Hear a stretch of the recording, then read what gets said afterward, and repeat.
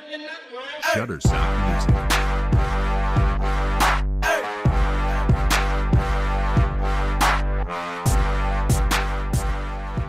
Good evening, ladies and gentlemen, and welcome to another episode of Black College Experience. I am Derek Thomas, one half of your Black College Experience team in Baton Rouge, Louisiana, and we have in Atlanta the founder of Black College Experience, Keisha Kelly. What's going on, Kels?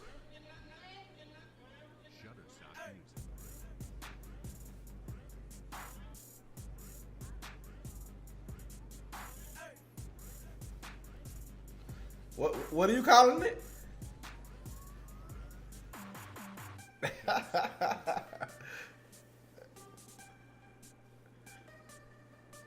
You talking about as far as our picks this week?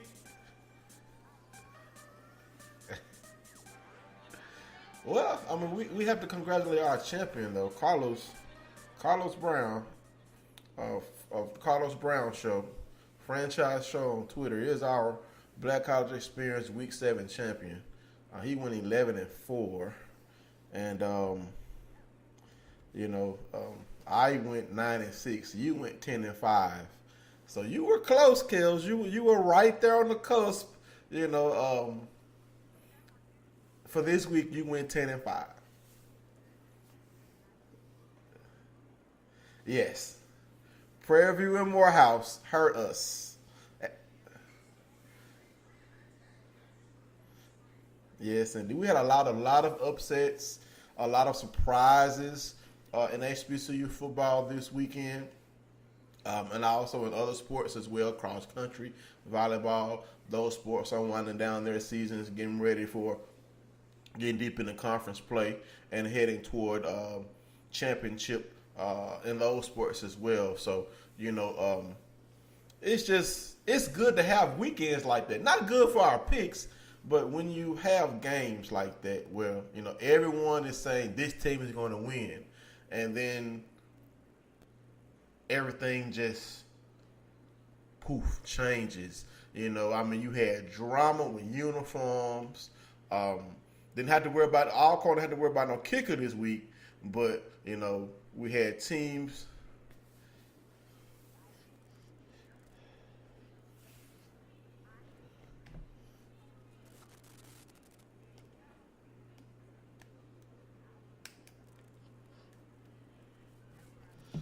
All right. Well, let's talk that game since that's where you were this weekend.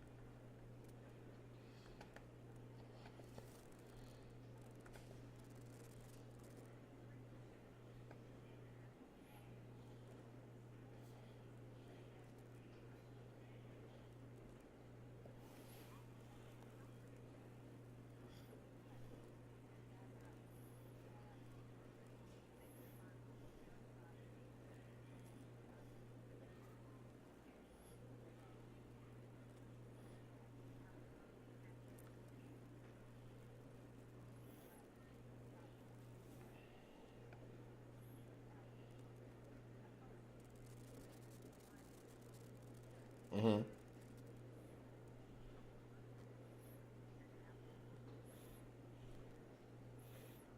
Right. Well, just to run down the rest of those scoring plays after their 10-10 tie, Alcorn is utilizing their backup running back, Waller, with P.J. Simmons still nursing some lingering injuries. Waller had a 1-yard run. Then Alcorn had a safety, and Noah Johnson found Dayal Harris for a 29-yard touchdown, and that's Dayal Harris out of my high school, Callaway High School in Jackson, Mississippi. Then, of course, Brian Jenkins Jr., 19-yard pass from McKeel Glass. Waller, another 1-yard run. McCullough, 39-yard field goal. And Terrell Gardner, a 37-yard pass from Dylan Smith to end the scoring. But it was not enough as Alcorn took back its spot in the SWAC East 35-26 over Alabama A&M. spoiling homecoming. So Alcorn spoiled Southern Alabama A&M's homecoming and got their homecoming spoiled. So Noah Johnson was back to his old self. He led the team in passing and rushing, as always. He mostly does. Leading receiver was Anderson with 52 yards. Akil Glass for Alabama A&M led the team with 23 yards rushing. Trevon Walters with 53 yards rushing, and Nathaniel Dale with 79 yards receiving. So, we everyone was predicting the downfall of Alcorn after Alabama State spoiled their homecoming. But Alcorn bounced back like the Braves normally do every week, Kills, and let people know that they aren't going anywhere easily. They're number one in the SWAC East, and trying to you never guess who sits behind them though. Jackson State sitting behind them at 2-1. But we'll get to that game a little later. But how was the homecoming crowd, Kills?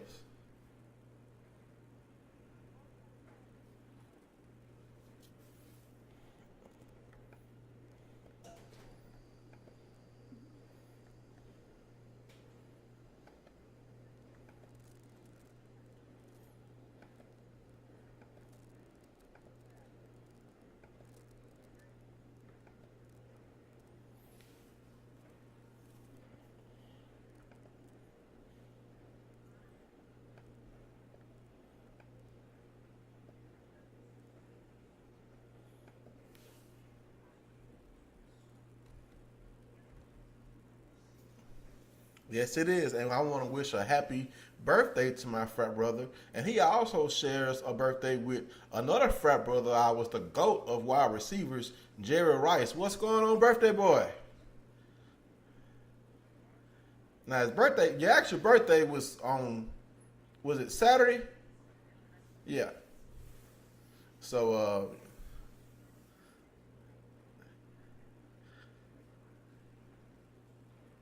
yes, Patrick's not that old.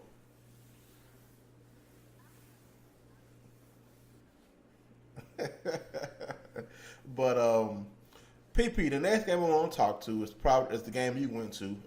We were attempting to spoil Jackson State's homecoming for a second straight time. Our Delta Devils fell to the Tigers 23-7. We didn't score until the second half. What happened, man? I was sure that we could have had a chance to send those Tigers home crying.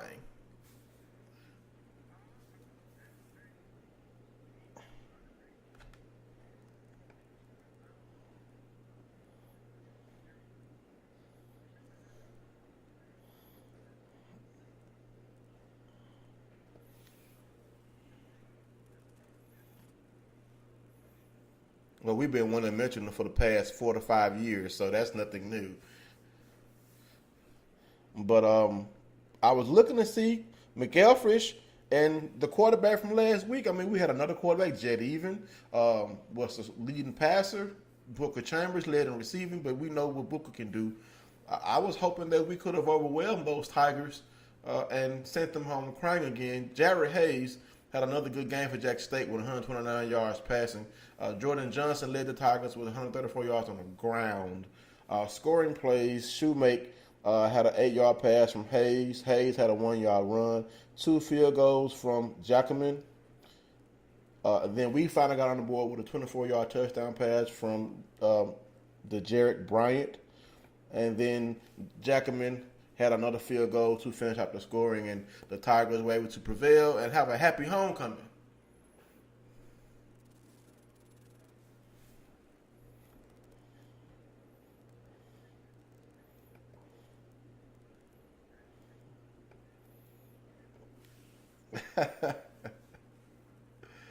I know, man. They did. Now, all right, next game up, we already knew this game was going to be a loss for our Alabama State brethren. Taking on South Alabama, they lost to South Alabama 45-7. That was a money game for the Hornets. Make a little money, get home, hopefully injury free. Next up is the Grambling State Tigers versus the Texas Southern Tigers. Tigers versus Tigers. And Grambling looked like his old self again, Kels. Scoring points because the Grambling Tiger offense has been struggling until they fought against the Panhandle last week. But this week they scored 34 points, defeating Texas Southern 34-21. Jeremy Hickenbottom, you know, it's been his job to lose. Devontae Kincaid came in, kept him on the bench for 2 years. Then Alvin Clark came in, thinking he was going to be kept on the bench again. But Hickenbottom threw for 345 yards. He also led the team in rushing with 79 yards. Breakout game for Jeremy Hickenbottom. Congrats to that young man, because everyone thinks, all the Grambling fans figure that he didn't deserve to be the starting quarterback, but he's showing them that your quarterback of right now is me. Leading receiver for Grambling was 114 yards. Jay Christopher had 134 yards passing for Texas Southern. Tyler Cook, 39 yards on the ground. And Bobby Hartsock, 190 yards through the air for Texas Southern. Scoring plays, Devontae Davis, this has to be a typo, a 6-yard punt return. Texas Southern scored right back, a 1-yard run. Grambling, Kobe Ross, 20-yard pass for Hickenbottom. Field goal by Oroxo for Grambling. Harsaw, 75-yard pass from Christopher. Grambling, Devontae Davis, 24-yard pass from Hickenbottom. Khalif Salmon, 8-yard pass from Hickenbottom. 8-yard pass from Devin Williams for Texas Southern. Oroso, a 34-yard field goal. That capped off the scoring for Grambling as they defeat Texas Southern 34-21. Now, the SWAC's biggest game was on the road in Texas again. Southern Kells Jaguars versus the Prairie View Panthers. Now, our entire panel picked Prairie View. Prairie View looked like the juggernaut of the SWAC, finally getting that Grambling Tiger off their back, beating up on Grambling, and then eking out the win. But maybe that way Grambling came back in that game showed a weak link. And Southern had a whole week to prepare for Prairie View, and prepare they did. Now, since we have the Queen Jaguar on the phone, on the show, the founder of the show, Kels, what do you think about your team's victory? And I'm going to let you give the score. This is your show. Go ahead, lady.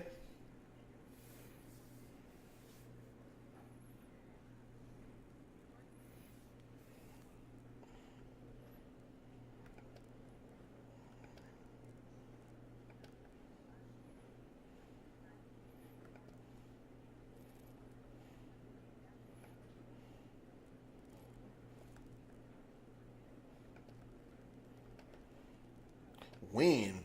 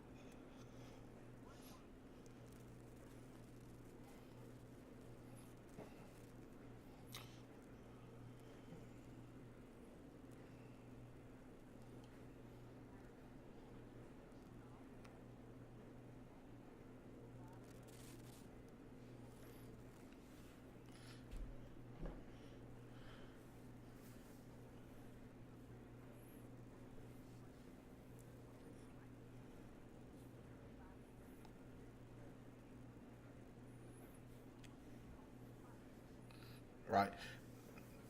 Now, the name you mentioned, Ladarius Skelton, is a name that a lot of Jaguar fans know, but he has not started a game all year long. John Lampley and Bubba McDaniel have been the first two quarterbacks off the bench for Coach Odom's Jaguars this year. But Ladarius Skelton committed to the Jaguars 2 years ago out of a high school in Arkansas. A prolific high school career. He went to JUCO, recommitted to Southern So he wanted to be a Jaguar through and through. Throughout spring practice, it was a 3-man race. And it looks like the wrong man was chosen because Ladarius Skelton ran for 202 yards and 3 touchdowns, threw for 168 yards and 1 touchdown. What a debut. What a debut. And, former Southern University Jaguar quarterback Austin Howard was singing Skelton's praises. It's always good to see your alums, especially your former position players, cheering on the players.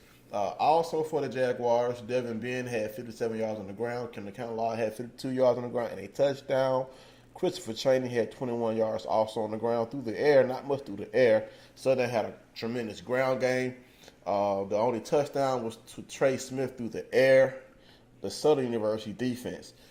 Do I just have to, do I have to? Yes, I have to. Southern University's defense. Like Hale said, the shutout. But they picked off Jalen Morton, who has been terrorizing defenses. Defenses. Yes, I said that like the defenses. He has been terrorizing defenses all year long. He threw not 1, not 2, not 3, but 5 interceptions. He was sacked 4 times. They held number 1 rusher, DeWanda Tucker, to 17 yards on the ground. Morton led the team in rushing with 44 yards. They completely shut this Prairie View offense down. There was an issue with Prairie View's uniforms by the officials stating that, the numbers were too close to the color of the uniforms. And Prairie View was penalized a timeout. But it didn't matter if you couldn't see the numbers. Southern beat the numbers off Prairie View. Basically, if you saw my Twitter post, I would have bet my 2 front teeth that Southern would not have been able to shut out Prairie View. With this offense that they had, I was completely shocked. And now, Kels, your Jaguars sit in a 2-way tie with Prairie View in the SWAC West. All Southern has to do is win out. And you all are going to the SWAC championship game.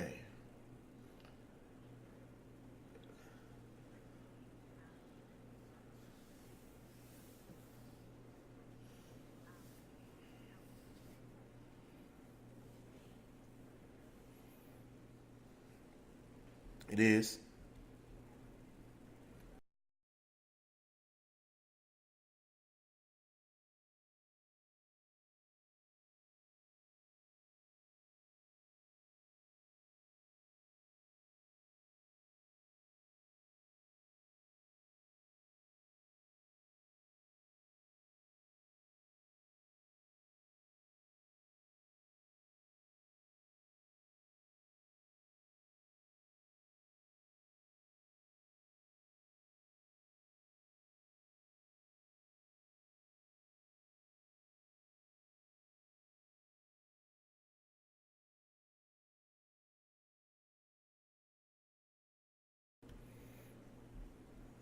All right, we'll be right back in 31 seconds for more Black College Experience. I already knew that I was going to go to college. Are you interested in attending an historic? I definitely want to major in political science. After that, I'm going to get my law degree. Then I'm going to come back to Detroit, boost the economy, become the mayor or something, try to make the situation better for other people. I feel like I owe it to the city. I'm determined. It's going to happen. My name is Justin, and I am your dividend. All right, we're back with more Black College Experience. And we were just talking about yesterday's monumental upset as far as the shutdown of Prairie View by Southern. We just lost PP. Hopefully he'll call back. But Kels, like I said, I'm still in shock about this game. But we do have some other SWAC news to discuss outside of football. And have a volleyball. There's PP back. All right. So volleyball, the standings are Alabama A&M sits at 9-0 in the conference. Alabama State behind them at 7-2. Jackson State at 5-3. They have the tiebreaker over Texas Southern, who also sits at 5-3. Prairie View is at 4-5. Alcorn at 3-6. Grambling at 2-5. Pine Bluff at 2-6. Southern at 1-5. And our Devils PP sit at 1-6. Cross country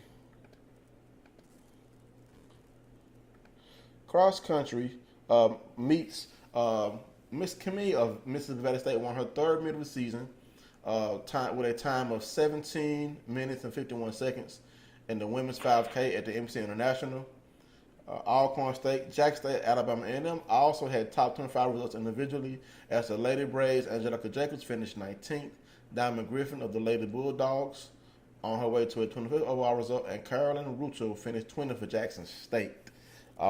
Congratulations to those ladies on their finishes as they head to a cross-country championship.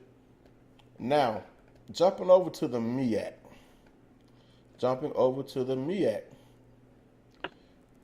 Had some games in the MEAC that definitely was a surprise. Morgan State defeated Savannah State. Bethune-Cookman defeated South Carolina State. Howard blew out Delaware State. The scores are as follows. Morgan State defeated Savannah 18-11. Bethune clipped South Carolina State 28-26. Howard blows out Delaware State 55-13. Congratulations to those teams on their victories. But the surprise comes as North Carolina A&T, the preseason favorite in the MEAC, loses again.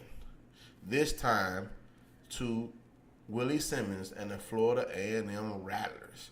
And now FAMU now sits alone by itself in first place in the MEAC.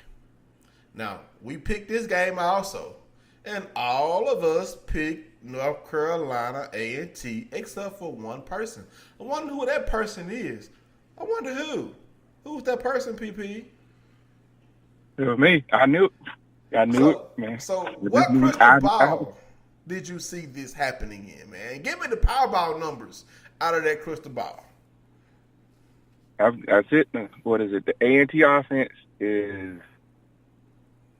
I mean, if they get in a situation in which they have to score like a high amount of points, they're not going to, win. I mean, we saw that with Morgan State. They couldn't even put up, well, Morgan State is a good defensive team, but they couldn't even score 21 on them. So I knew that FAMU, their offense would.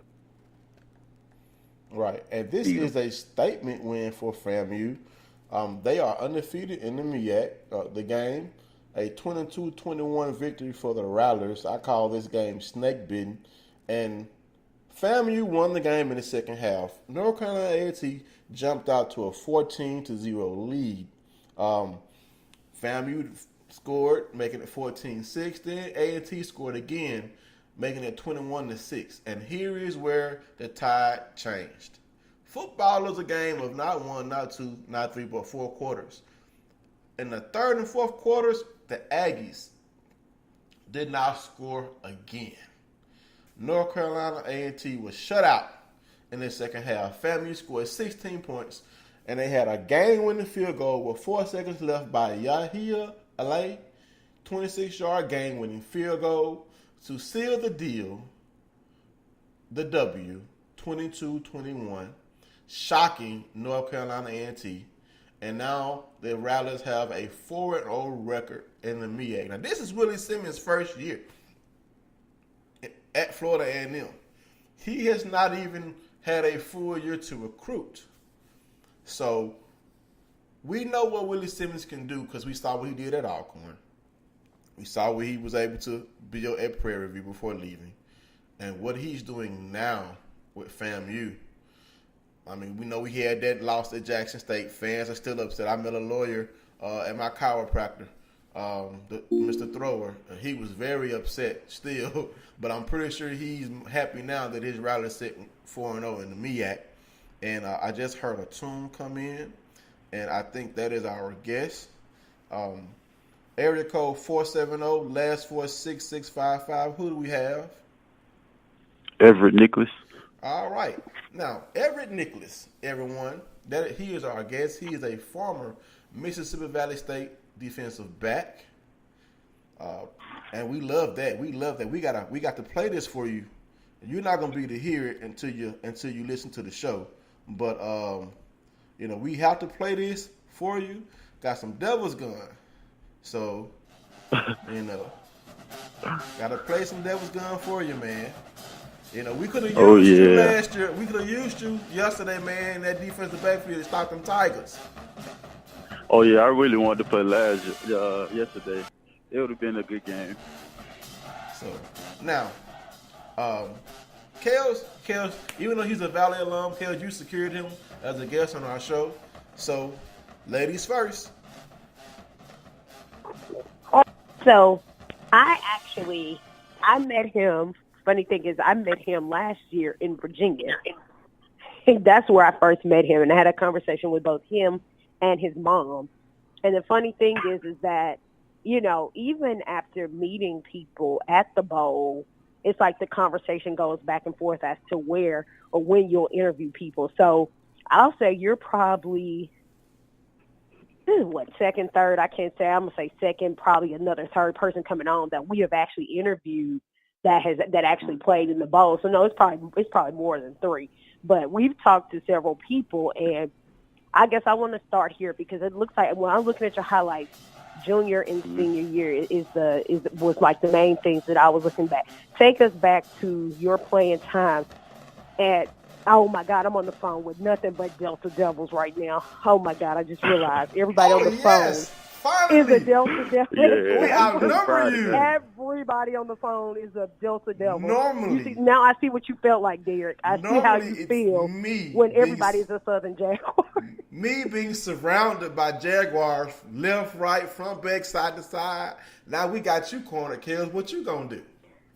Oh my goodness. Okay, so take us back to your playing time at Mississippi Valley.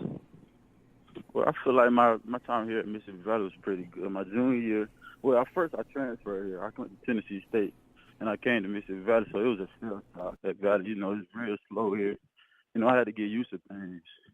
So my playing time, my junior, I came in, I was like, oh, what should I do, But my dad, he went here, he told me just stay calm, be poised, and just play your ball. So my senior year, I just felt like it was more slower than my junior year, and I felt real comfortable playing.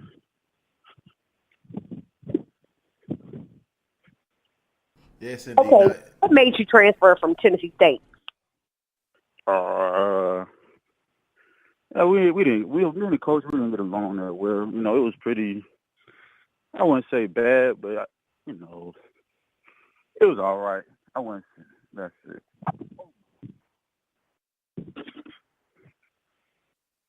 Now, I heard you say that your dad also played at Valley, and of course, I know we discussed this earlier. So tell everyone what position your dad played as well.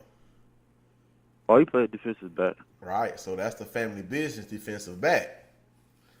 Oh yeah, when I came out the womb, it was pretty much what I was playing from the get-go. Yes, indeed. Now, what high school did you go to? I went to Cedar Grove High School in Albany, Georgia. Okay, all right. And like you said, you went to Tennessee State, but you felt like, let's just say this, you felt at home at Valley. So we're just going to say. So you're from Georgia? Yes, man. I'm from Atlanta, Georgia. Oh, I tell y'all, these Atlanta folks, man, this way. I'm telling you this, the Georgia folks. But look, what people really don't know, I was going to transfer to Jackson State. Oh no! That's where I was really going. Don't you try to cut him off when you talk about Jackson State? Don't you try to? No. No. You know what? Ask your dad what he would have done had you transferred to Jackson State. Oh no, he wasn't that fun with that at first, but it was my decision, so he had to go along with it. He probably would have disowned you mentally. Oh yeah, he probably would. Because he can't stand Jackson State. Right, I had a house divided. I was the owner of Delta Devil in a house full of tigers, and every year when I made my decision, because I grew up a tiger. I mean, grew up in the Jackson State household. Mm-hmm. That's where I was going to go, but I went where I was supposed to go, and I'm happy with my decision. Made me who I am today. But it's hard being around them tigers as a Delta Devil. All you hear about, y'all don't never beat us, blah blah blah. Man, had you went to Jackson State, the dad probably would, like I said, mentally disowned you. Because we don't care about them tigers. Even my sister was a tiger. I used to have my sister. So, when you transferred to Valley, was your dad excited about you continuing his defensive back legacy at his alma mater and now yours? Yes, sir. Yes, sir, he was. My grandmother and my grandfather went here, too. So, it's really like my grandfather, he's in the Hall of Fame here. So, really? Everybody was happy for me being here. So, when I played, it was all she wrote from there. Yes. Now, coming out of high school, did Valley recruit you? Oh, no, sir. Oh, now we dropped the ball there. Got to recruit out Valley. Now, coming out of high school, it was between Jackson State and Tennessee State. Because Rick Comedy, he was at Jackson State, and he was recruiting me from Jackson State. So originally, I was really supposed to go to Jackson State again, but it didn't work out that way, and I signed to Tennessee State. Well, it worked out for the best for you. You end up being able to fulfill your family legacy, and sometimes that's what's best. Following your family footsteps. Some people don't see the significance in that, but like you said, your grandfather, your grandmother, your dad, now you, trailblaze a Delta Devil legacy in your family, and even though you didn't start at Valley, you finished up there. You came in, and you had some pretty good stats your senior year, right? I think yes, sir. You didn't allow a touchdown, right? Oh, no touchdowns on my side. Yes, indeed. I wish we could have cloned you. We could have cloned you. Had two Everett Nicholases out there. That would have been something to have another defensive back of your actually, I'm here coaching now, so I'm trying to get them right. Oh, you're trying coaching to get them, Valley? Techniques. Yes, sir. I'm the defensive back coach. All right, yeah, and under Coach Dancy's staff, his first year being the head coach of it. I know it had to be gut-wrenching for him with Jackson State being his alma mater, coming home trying to drop an L on his Jackson State Tigers, but we know he was really, really wanting to win that game because his Valley's paying the bill, so you all definitely now. You can let the Tigers stay aside. Now, how has it been adjusting from playing as a Delta Devil to now coaching Delta Devils? Well, at first, it was a shell shock, but I got used to it. I go to coaches meetings. I said, I've been a player and a coach, so now I'm looking at it as a coach's perspective, and as a player, I try to get them right for that. Each Saturday, I try to go in, watch film with them, tell them what to do, the ins and outs, so they can be ready for Saturday. Yes, indeed. So has coaching been something that you felt like you would do after your playing career was over? Oh, yes, sir. It always been. Because my dad, he's a coach. He coaches at the high school level. So I was going to go back and coach at high school with him. But I thought about it. I was like, I can go back and coach in college level. Be a good experience for me and put it on my resume. Now, you're still, like I said, very, very young, just graduating this past year. We have two professional football leagues starting up. The XFL returning, and then the Alliance of American Football. Do you get that itch in it to go try? Well, I have another try. I tried out with them before I left to come back here to coach. And I have another trial in November. I have a trial this November again, a local trial in Atlanta. Well, there's a Memphis team right up the road, and they have several HBCU players on that squad. So I'm hoping that, you could potentially coach and then go play during the off season. Because I think that their season is in the spring, so you may have to, relinquish some spring coaching duties while you play your season. I would love to see you get a chance to play in either one of those leagues and potentially work your way into either the CFL or the NFL so that you can carve out a career for yourself and then maybe come back to Valley and coach, because we love it when our Delta Devils come back. We love it when our greatest Delta Devils come back. We all know Jerry Rice is our GOAT, and then, of course, Willie Totten up there in CAU.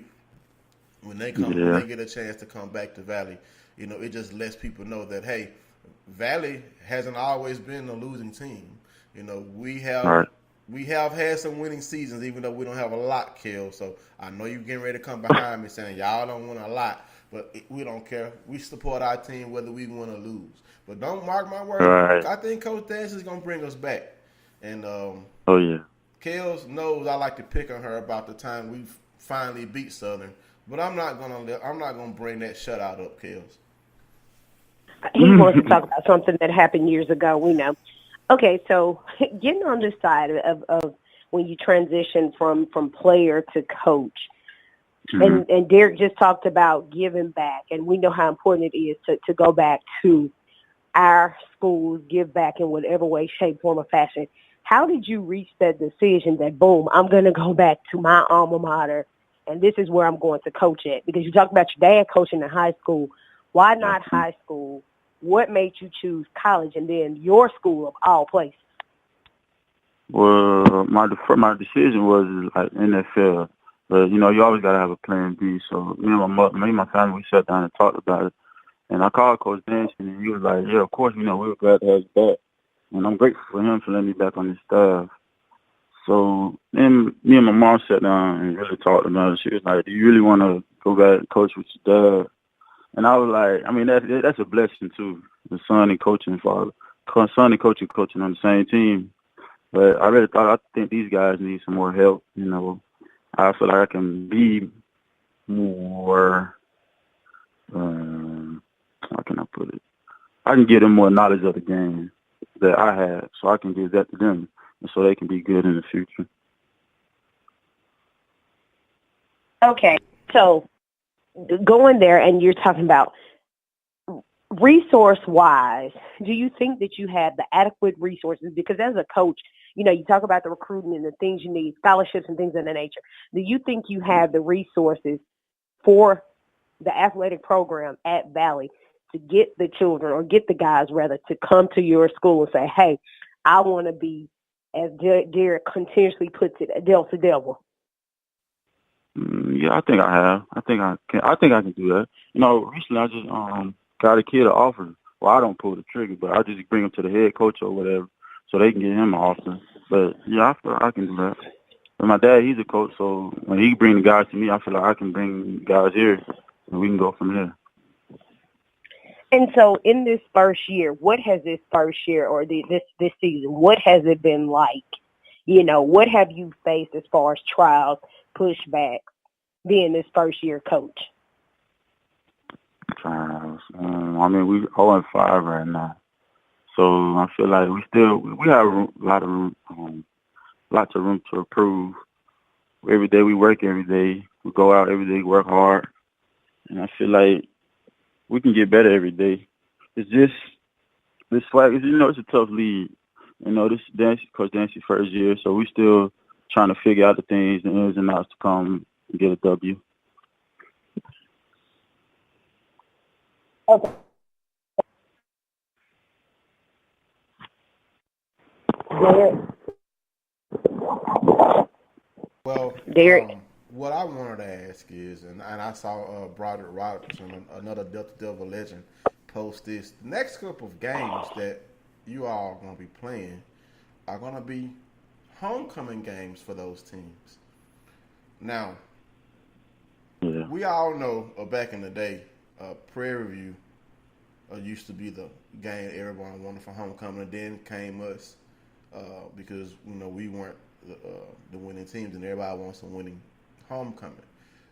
Do you think these teams, intentionally set their homecoming to be validated? Because some of these teams' games are later on in the year. Everyone likes to have their homecoming toward the middle of the football season. And if y'all haven't saw that, maybe you all could key on that and use that as bulletin board material.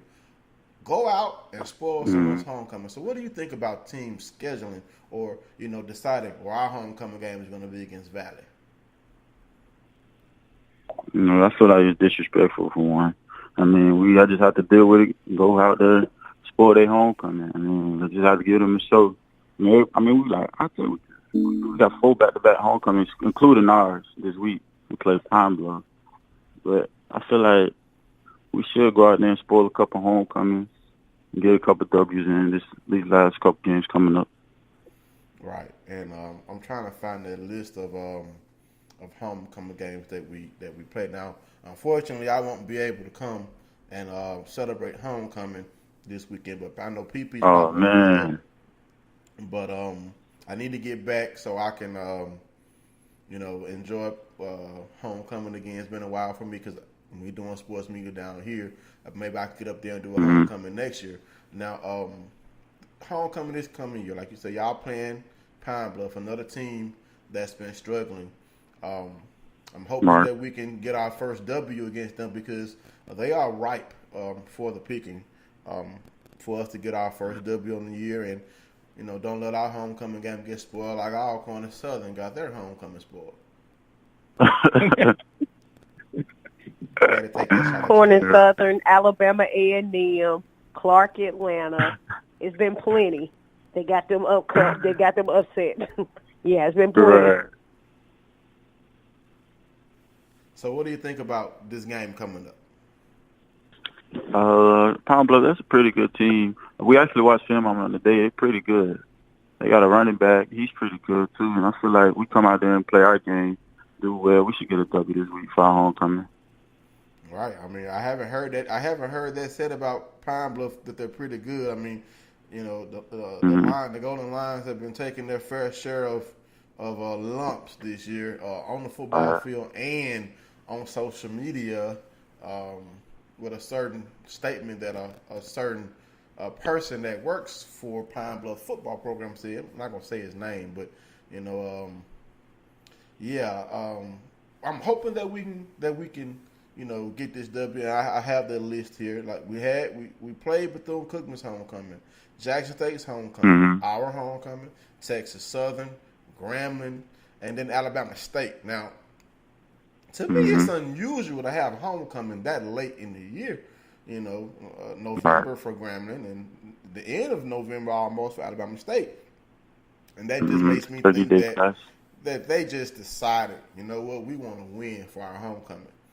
We're gonna put value on the schedule. And hopefully we can, spoil those homecomings. Yeah, I know it would probably take us a monumental effort to beat Grambling. We all know what Coach Fobbs has over there, but just like who was that who beat North Carolina A&T first? Was it Morgan State? Yeah, Morgan State. 2017, 20 or not? Yeah, it was 2-point win. Yeah. Yeah, just like Morgan State beat North Carolina A&T. No one thought they would win that game. Our Delta Devils could have the game of their lives, and Grambling could have the worst game of their lives, which I would love to have that happen. I would like to have that happen before we beat Southern again. A victory over Grambling would be great. Anybody can be on any Saturday. Yep. I agree. Exactly. Absolutely. So, we talked about some of your goals in coaching and also playing.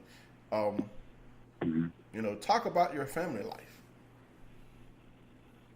Say it again. Talk about your family life. I mean, did you have any siblings growing up that also played football with you? Oh, no, I have 2 sisters and 1 brother. My youngest sister, she runs track at Texas Southern. She's on the track team right now at Texas Southern. She's a traitor. Yeah, there's only 2 of us that was athletes. She's a traitor. She went to Texas Southern. She's a traitor. We welcome you back in. You had to go where the bunny was. Oh, hey, you know what? Hey, that's why I ended up at Valley, because Valley gave me a full scholarship. Jackson State was tripping off of me partial. Yeah. But I definitely understand that. But yeah, she's a traitor. We still gonna call her a traitor. But I hope she's doing well at Texas Southern running track. We're really hoping that you and Coach Dance and the rest of the staff can continue building our program back. Hopefully we can get some W's at the end of this season. Hopefully we can get a win at homecoming. Because we all know, everyone knows. A lot of people not going to agree, but it be live at Valley on homecoming. I'm talking about it is crunk. I promise you, I kid you not. You know, I went to TSU. But so you know TSU what? homecoming, they be pretty, Honestly, pretty big. I've heard a lot of people say that Valley's homecoming was live. They said it was and especially the tailgate experience. They said it's a nice experience. Now I'm gonna tell on myself here. Back in my younger days, one of the times when I did get back to Valley's homecoming, I went back and let's just say a little party guy came out, which that don't come out of me too often. I had a good time at Valley's homecoming. You will have fun at Valley's homecoming. You're gonna be. I might have to try it one year. Might have to try it next year. Yeah, we're gonna have plenty of food. It'd be packed. Like it'd be really, really packed. Like you really can't even walk the little strip. There'd be so many people there. Everybody's gonna treat you like family. So many people. Ain't gonna be no. You ain't help pay for this food. You gonna get a plate. If you get stopped by anybody's table, you gonna get a plate of food. You get a plate. Right. That's how we do at the vet. Ain't gonna be like, we don't know you. You can't have nothing to eat. You ain't got no ticket. Get over here. We're gonna give you a plate of food because we're family. That's how we are. You know what I'm saying? We may not win in football a whole lot, which we're hoping that you all can change that. But we're family. We're gonna treat you right up in the Delta. So, we want to thank you for joining us, Everett, man, and you always been my family, but now you're Black College Experience family. And anytime you want to call and talk football, man, feel free to call in, drop your knowledge, man. Someone with your knowledge and your experience on the playing field, your opinion is always welcomed on the Black College Experience podcast. And we may have to get you to pick some games for us outside of the SWAC because, I don't think, we don't want you to have to be picking the SWAC games. So we'll probably maybe, ask you to pick a few games outside of SWAC or maybe get you to pick some basketball games for us when basketball season starts, man. Okay, I appreciate you for having me. And we may have to get your dad on the show because I saw he played a year with the Rams. Oh, yeah, he played. He got drafted with the Rams. The Los Angeles Rams. Yeah, so we may have to get your dad on the show, and hey, it'll be the first father-son tandem to be guest on a Black College Experience. That would make Black College Experience history, Kels. Oh yeah, we most definitely do that. Most definitely. We haven't had a father-son. We have had a brother-sister, but we haven't had a father-son. Haven't had a father-son. So we're gonna have to get a mother-daughter somewhere in here. We gotta get a mother-daughter. But Everett, man, we want to thank you for joining us. If you want to stay on with us and talk about the other conference games, you're more than welcome. Because we were just talking about Florida A&M's upset of North Carolina A&T in the MEAC. And that was a shocker. When I got out the game, I was like, wow, Lord, like FAMU really beat North Carolina A&T. Yeah, they did. Yeah, I saw your tweet. Yeah, I mean, but hey, Coach Willie Simmons out of former head coach of Prairie View, doing big things over there. Now we're gonna jump over to the SEAC for a minute. Running down the scores in the SEAC, Miles defeated Kentucky State 24-21. Tuskegee defeated Fort Valley State 17-6. Central defeated UNC Pembroke. That was homecoming for them. And Central also got some money from Magic Johnson. We wish he would give us some money. Magic Johnson has been a staple of donating money to Central State University. And that is also Tom Joyner's alma mater. He pledged to donate $1 million to Central. And he's been a part of their donation or giving ambassadorship for a while. He was on their capital campaign. He was there when they opened up a new student center. So he has a vested interest in Central. Wouldn't it be great if all HBCUs had a professional athlete behind them like that, giving them $1 million, just like, here you go? All right, it would. It'd make the HBCUs so much better. Yeah. Okay, so if we could pick our athlete, because we all got some at our school. Y'all got Jerry, we got Aeneas, we got Mel. We got some athletes. But if you could pick your athlete outside of the school, which athlete would you choose? Most definitely LeBron James. I was gonna say, if anybody say LeBron, I'm gonna hurt you, and see, you would say LeBron first. See, LeBron James. LeBron is the athlete that I definitely would choose.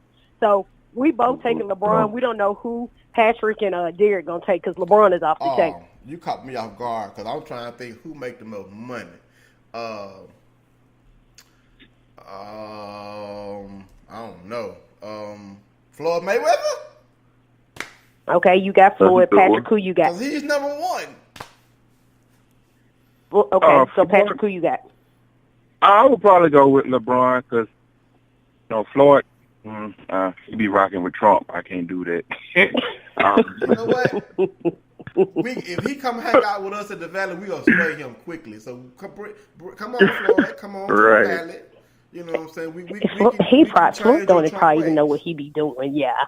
So we all agreeing that we gonna all take LeBron. We know it's gonna be more than $1 million on LeBron's tab. So. Right. We know he gives back a good bit. But that would be nice to have. To run down the rest of the scores in the SEAC. Clark lost to Benedict. That was their homecoming, right, Kels? Yep. They did. Yep, Okay. It's their homecoming. They lost. Lane won their homecoming 13-3 over Anderson University. Anderson bringing back football in its infancy. Close game on a 13-3 victory for Lane. In the CIAA. Yeah, my boy Amir Hall and the Bulldogs bounced back this week, so glad to see that.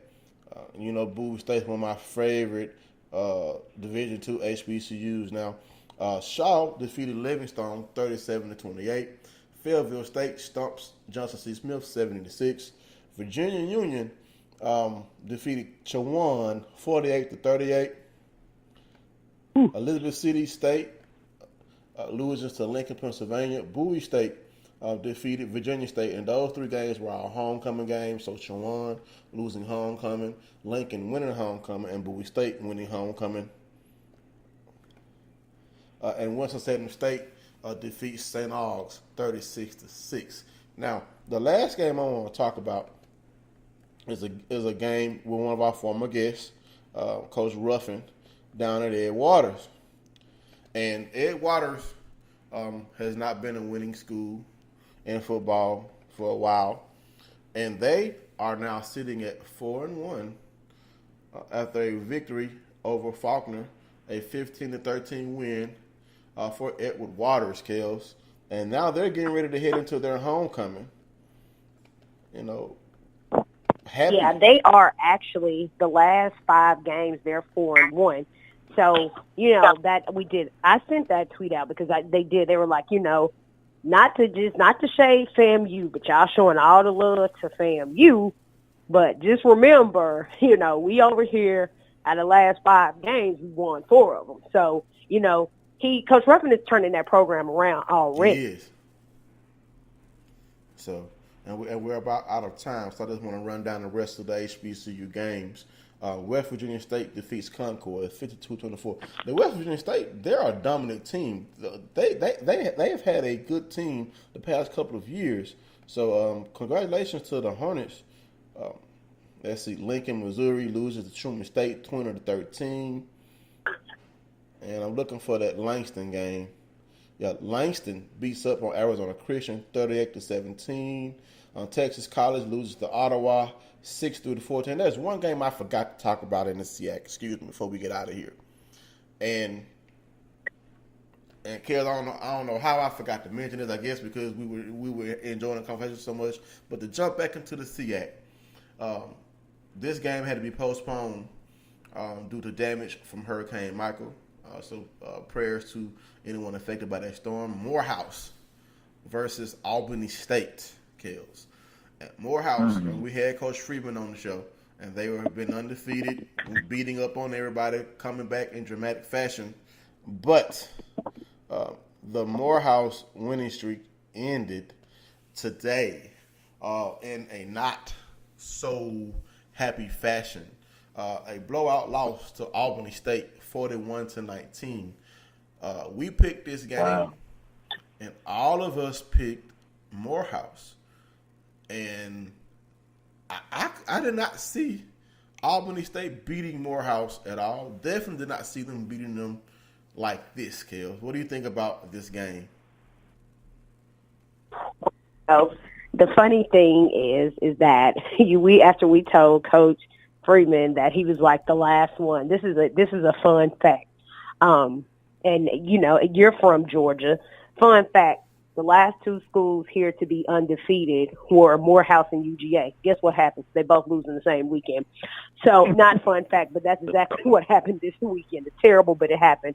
The funny thing is, another, I'm hearing there was issues with headsets or whatever, but that was a blowout. That was a blowout. Morehouse. That was a blowout, and I don't know what happened there, but now, of course, they're in a situation where they're going to have to win out. And I didn't expect Albany. Go ahead. Well, Benedict is now sitting at a tie in the SEAC East. I didn't expect it to be like that. I didn't expect the game to go like that. I thought that it would be like a win, and then maybe Morehouse would, probably be up at least 10, 15 points. But that was a blowout. Yeah, Benedict and Albany State now sit for a tie in the SEAC East at both at 3-0. So Morehouse is sitting behind both of those. So Morehouse, if they want to play for the SEAC championship, they're going to need some help. But here is why Morehouse lost this game, I think. Everything running back who was won award after award, weekly award after weekly award, Santo Dunn, was held in check. He only had 24 yards, Kels. And we know he averages, I think, close to 100 yards a game, if not over 100 yards a game.